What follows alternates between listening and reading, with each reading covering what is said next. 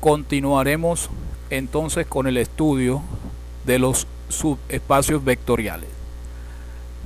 Antes de definir lo que es un subespacio vectorial de un espacio vectorial, vamos a aclarar, a entender el significado del siguiente teorema. Su demostración lo dejaremos como ejercicio porque es sencillo usando las propiedades de los 10 axiomas de espacios vectoriales. La primera parte del teorema 1 nos dice: la multiplicación de un escalar alfa, cualquiera de los escalares, por el vector 0 del espacio vectorial, cuando estamos hablando de B, sea B un espacio vectorial, entonces al ser un espacio vectorial existe un 0, un elemento nulo en el espacio. La primera propiedad dice que cualquier escalar alfa multiplicado por el vector nulo del espacio es el mismo vector nulo para todo alfa en los escalares. La segunda propiedad dice el escalar 0, aquí pareciera que fuera el vector 0, pero es el escalar 0 como escalar multiplicado por un vector x, para todo vector x en el espacio, multiplicar el escalar 0 por el vector x cualquiera nos debe dar el mismo vector 0. Hay que diferenciar que este es el escalar, este es un escalar, un número real, 0, y este es el vector 0 del espacio vectorial. Esto pertenece al espacio vectorial y este 0 pertenece a los reales en este caso, porque estamos considerando un espacio vectorial con escalares reales. Entonces el escalar 0 por cualquier vector del espacio debe dar el vector 0 del espacio vectorial. La tercera propiedad establece que siempre que multipliquemos un escalar por un vector del espacio vectorial y el resultado es el vector 0, entonces necesariamente o el escalar era 0 o el vector que teníamos era el vector 0, o ambos a la vez.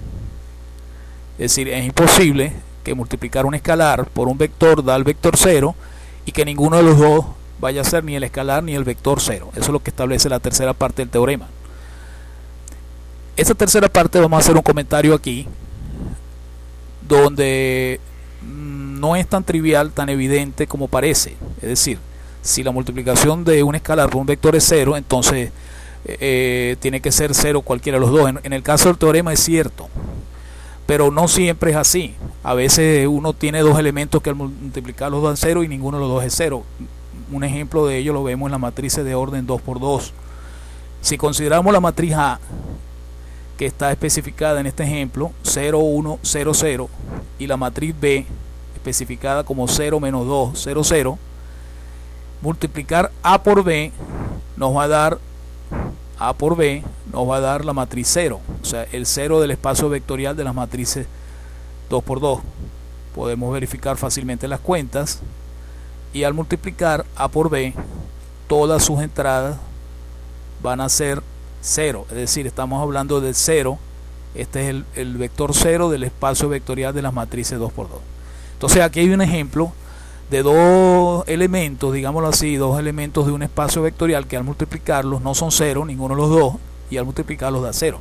Así que no es tan evidente ni trivial la conclusión que se puede sacar del teorema 3. Sin embargo, bajo estas condiciones, si estamos hablando de un escalar y un vector del espacio vectorial, la única forma que el producto de 0 es que o el escalar o el vector sean 0.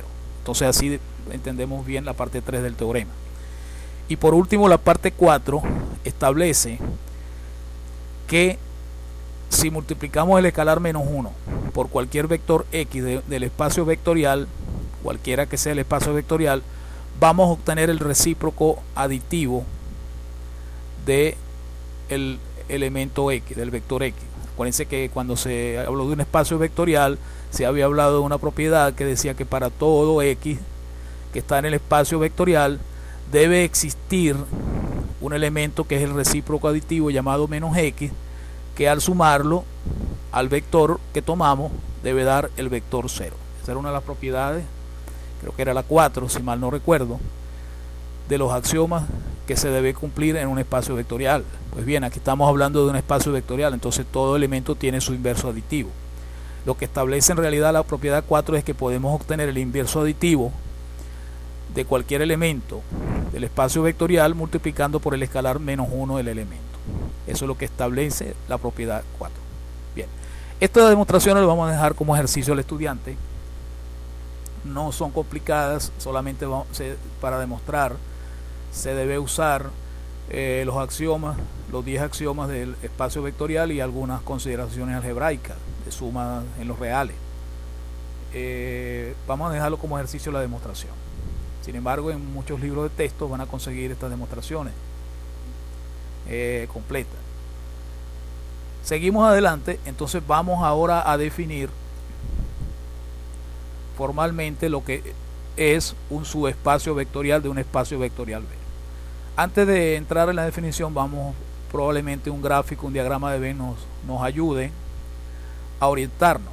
Es decir, nosotros tenemos un espacio vectorial B y como el espacio vectorial B en sí es un conjunto de elementos, nosotros pudiéramos hablar de un subconjunto de él. Vamos a llamarlo H. Entonces, lo que queremos establecer es bajo qué condiciones un subconjunto de un espacio vectorial es también un espacio vectorial, donde vamos a conservar las operaciones que tenía el espacio vectorial. Recuerden que cuando se definió un espacio vectorial había que hablar del conjunto y había que hablar de dos operaciones involucradas allí. La primera de ellas era una operación que actuaba sobre dos elementos del conjunto llamada suma, y la segunda operación era una operación que tomaba un número escalar de los reales cualquiera que no pertenece al conjunto y lo multiplica por un elemento del conjunto. Entonces, con esas mismas dos operaciones vamos a considerar el subconjunto del conjunto B, o sea, del espacio vectorial B. Con esas mismas dos operaciones vamos a considerar cualquier subconjunto H y vamos a establecer cuáles son las condiciones para que el subconjunto H sea también un espacio vectorial considerando las mismas dos operaciones que tenía el conjunto B. Bien. Entonces definimos en forma lo que es un subespacio. Si tenemos H, un subconjunto no vacío de un espacio vectorial B, es decir, el conjunto H debe tener elementos,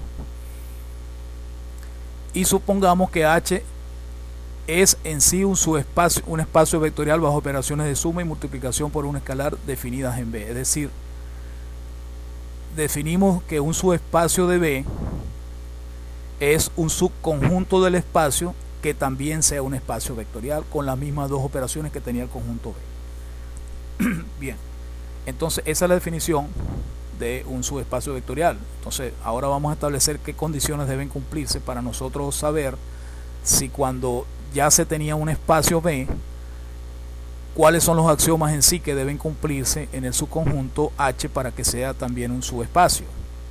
Vamos a ver que no es necesario que se tenga que probar los 10 axiomas de espacio vectorial para el conjunto H, dado que hay propiedades de las 10 propiedades que ya cumplía el espacio B, que son heredadas, digámoslo así que también se heredan, también las va a cumplir el subconjunto H.